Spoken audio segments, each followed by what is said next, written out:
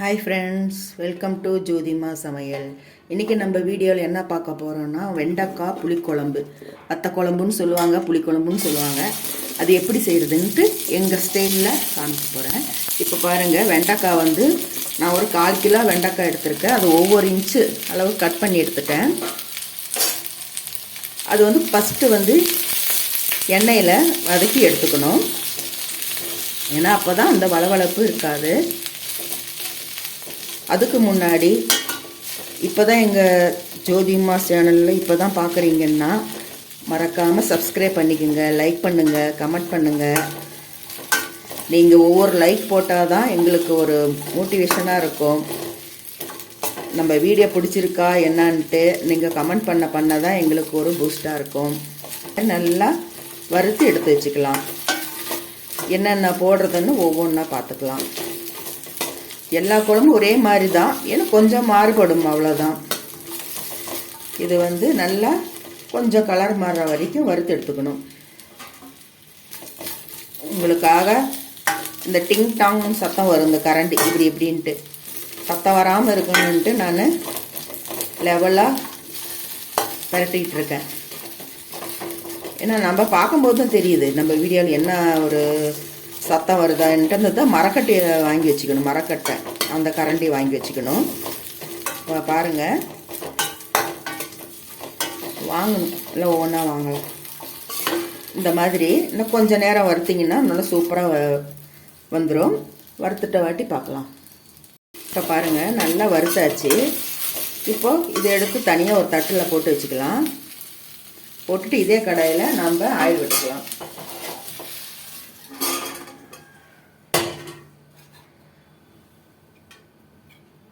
Oil காயட்டும். இப்போ oil நல்லா காஞ்சிருச்சு. இப்போது கடுகு உளுத்தம்பருப்பு போட்டுக்கலாம். அதுலேயே ஒரு 5-6 வெந்தயமும் போட்டுக்கலாம்.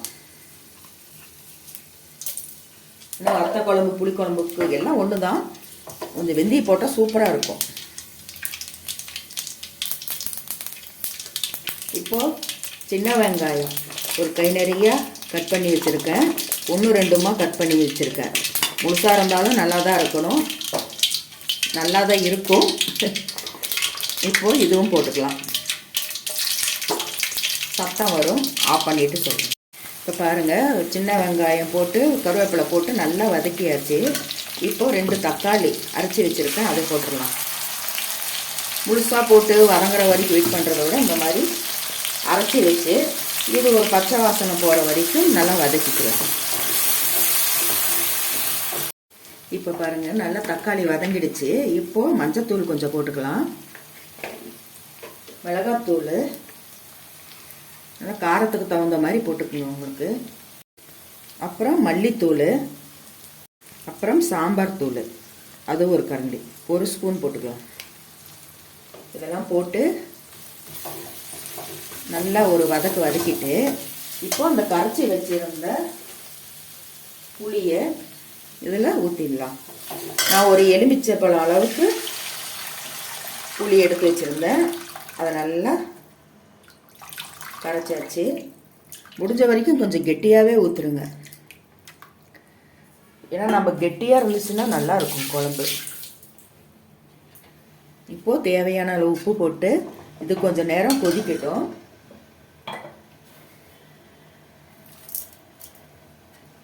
கிட்டத்தட்ட மீன் குழம்பு மாதிரியே தான், சூப்பராக இருக்கும். அது கொஞ்சம் நேரம் கொதித்து வரட்டும், கெட்டி ஆகும். இப்போ பாருங்கள், நல்லா கொதிச்சிடுச்சு. இப்போ வந்து என்னன்னா, இந்த மிளகு 1 ஸ்பூன், ஜீரகம் 1 ஸ்பூன், பெருஞ்சீரகம் 1 ஸ்பூன், கொஞ்சமாக வெந்தயம், இதெல்லாம் ட்ரை ரோஸ்ட் பண்ணி பவுட்ரு பண்ணி வச்சுருப்பேன். நான் எப்பயுமே வத்த குழம்புக்கு இது போடுவேன். அதை இப்போ போட்டுடலாம். இறக்குறதுக்கு கொஞ்சம் நேரம் முன்னாடி போட்டிங்கன்னா உங்களுக்கு கெட்டி கொடுக்கும், சூப்பராகவும் இருக்கும், டேஸ்ட் இன்னும் சேர்த்து வரும். இப்போ இது ஒரு கொஞ்சம் நேரம் கொதிக்கட்டும். இப்போ பாருங்கள், நல்லா கொதிச்சிடுச்சு. இப்போ வந்து வெண்டைக்காய் போட்டுக்கலாம். அதில் கிட்டத்தட்ட மீன் குழம்பு மாதிரி தான். மீன் எப்படி நம்ம கடைசியாக போடுறோம் அது மாதிரியே தான். இப்போ இது போட்டு ஒரு நிமிஷம், ஏன்னா நம்ம ஆல்ரெடி நல்லா வதக்கிட்டோம், கொஞ்சம் நேரம் இருந்தாலே போதும், சூப்பராக இருக்கும். 2 நாள் வச்சு சாப்பிடலாம் அந்த குழம்பு. இது ஒரு 5 நிமிஷமோ 2 நிமிஷமோ இருக்கட்டும். இப்போ பாருங்கள் குழம்பு ரெடி ஆகிடுச்சு. வெண்டைக்காய் போட்டு ரொம்ப நேரம் வேக விடக்கூடாது. கலர் மாறுற மாதிரி இருக்கக்கூடாது. ஓரளவுக்கு பச்சையாக இருக்கும்போது நம்ம எடுத்துக்கணும். இப்போ பாருங்கள் சூப்பராக இருக்கும். இந்த குழம்பு 2 நாளைக்கு வச்சு சாப்பிட்லாம். அவ்வளோ அருமையாக இருக்கும் இந்த குழம்பு.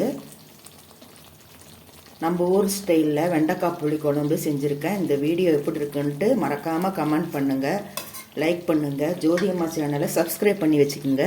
இந்த வீடியோ பிடிச்சிருந்துச்சுன்னா இதெல்லாம் பண்ணுங்கள்.